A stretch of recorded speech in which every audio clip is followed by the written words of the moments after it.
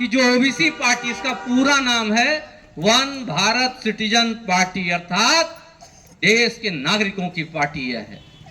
हमारे लिए राष्ट्र सबसे पहले है और सभी जाति धर्मों का सम्मान करते हुए हम अपने अधिकार की बात करते हैं, महिला समाज के अधिकार की बात करते हैं। जो आर्थिक, सामाजिक, राजनीतिक दृष्टि से पिछड़े हुए लोग हैं उनकी हम बात करते हैं। जो हमारे दलित समाज के भाई हैं हम उनके लिए हक अधिकार की बात करते हैं। जो हमारे अल्पसंख्यक समाज के भाई हैं हम उनके हक अधिकार की बात करते हैं। क्यों? क्योंकि ऐसा देखा जा रहा है कि आज चाहे वो नौकरी हो, चाहे वो बिजनेस हो, जो हमारी आबादी 80% है देश में। मैं किसी जाति का विरोध नहीं करता, किसी धर्म का यह विरोध यह पार्टी नहीं करती है, मगर जो लोग पिछड़े हुए लोग हैं, जो लोग गरीब लोग हैं, जो महिलाएं हैं, जो अल्पसंख्यक समाज है, जो आज सरकार के भी द्वारा उपेक्षित है, और कुछ मुट्ठी भर लोग जिनकी मानसिकता पिछड़ा, दलित, महिला, कमजोर, गरीब विरोधी है, उनके खिलाफ हम आवाज बुलंद करने का काम करते हैं। ओबीसी पार्टी का जन्म इसीलिए हुआ, अभी साल भर नहीं हुआ इस पार्टी को बनाए। इस पार्टी के बनाने के पीछे भी कहानी थी। एक दिन में यह पार्टी नहीं बनी, इस पार्टी को बनने में तकरीबन 10 साल लग गया और 2024 में यह पार्टी रजिस्टर्ड हुई। इलेक्शन कमीशन से हमको रजिस्ट्रेशन मिला भारत निर्वाचन आयोग के द्वारा, और हम लोगों ने तय किया कि बनने का तो सब है, मगर बिगड़ने का भी, जो गरीब लोग हैं, जो वंचित लोग हैं, जो पिछड़े लोग हैं, जो सामाजिक दृष्टि से काफी पीछे हैं, उनके हक अधिकार के लिए केवल ये पार्टी काम करेगी।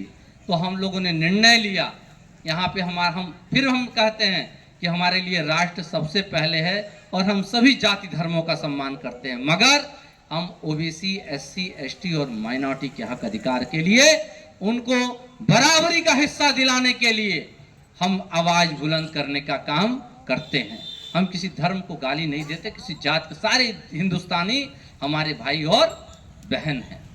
तो हम जो 10% वाले लोग, 10% कहने का मतलब मेरा किसी जाति धर्म से नहीं है, ऐसी मानसिकता के लोग जो हमारे गरीबों को, हमारे पिछड़े समाज के लोगों को, हमारी माताओं बहनों को, हमारे दलित भाइयों को और हमारे अल्पसंख्यक समाज के भाइयों को देखना पसंद नहीं करते, नफरत करते हैं उनसे, ऐसे 10% लोगों की मैं बात कर रहा हूं।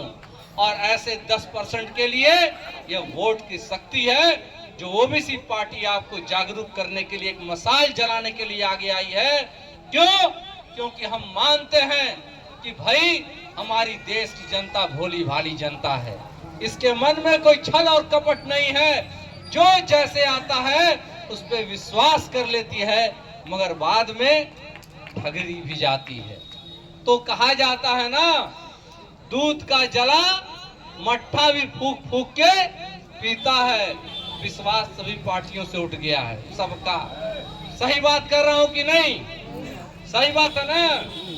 तो इसी नाते ओबीसी पार्टी का जन्म हुआ है।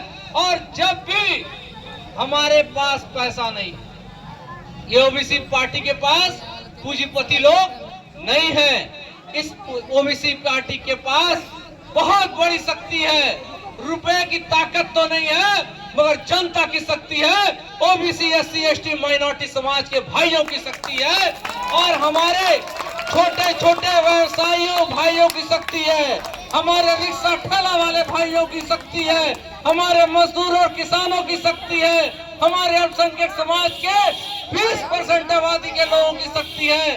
मगर ये शक्ति कब खत्म हो जाती है? जब हम बढ़ जाते हैं। तो इसी नाते जो अंग्रेजों की नीति थी, अब कुछ 10% काले अंग्रेज आ गए हैं, जो हमको आप में जातियों में लड़ाते हैं, धर्म के नाम पे लड़ाते हैं, मगर उनका असली एजेंडा समझिए, उनका असली एजेंडा आपका विकास नहीं है।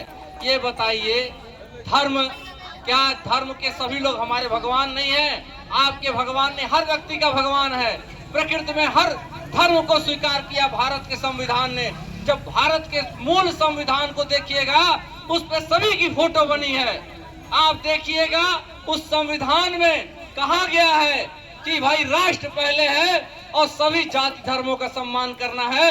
किसी जाति धर्म को, और जो व्यक्ति किसी भी धर्म को गाली देता हो उससे बड़ा देशद्रोही कोई नहीं हो सकता, उसके खिलाफ मुकदमा होना चाहिए। और ओबीसी पार्टी यह काम करेगी, आपके लिए करेगी।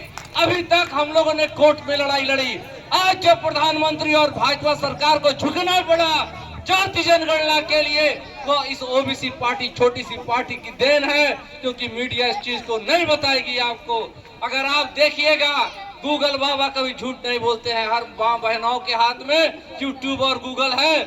उससे पूछिएगा कि उत्तर प्रदेश में कौन सी ऐसी पहली पार्टी है जिसने जाति जनगणना के लिए हाई कोर्ट में जाकर के उत्तर प्रदेश सरकार को नोटिस दिलवाने का काम किया है, तो उसमें नाम आएगा काली शंकर यदुवंशी का, ओबीसी पार्टी के राष्ट्रीय अध्यक्ष का। और यह इसी से सरकार ने सोची कि प्रधानमंत्री की कुर्सी का रास्ता उत्तर प्रदेश से होके जाता है। अगर उत्तर प्रदेश की जनता यह बात समझ गई तो ये तो गड़बड़ हो जाएगा, हमारे लिए, सभी पार्टियों के लिए गड़बड़ हो जाएगा। और जाति जनगणना की बात हम लोग 10-12 साल से उठा रहे थे, उसके बाद और आज जाति जनगणना के लिए ऐलान भी हो चुका है। तो ओबीसी पार्टी हमेशा आपके साथ रहेगी। ओबीसी पार्टी के लिए आपका साथ चाहिए और कुछ नहीं चाहिए। और 30 सेकंड का जब मौका मिले सोच समझ के उसका उपयोग कीजिएगा।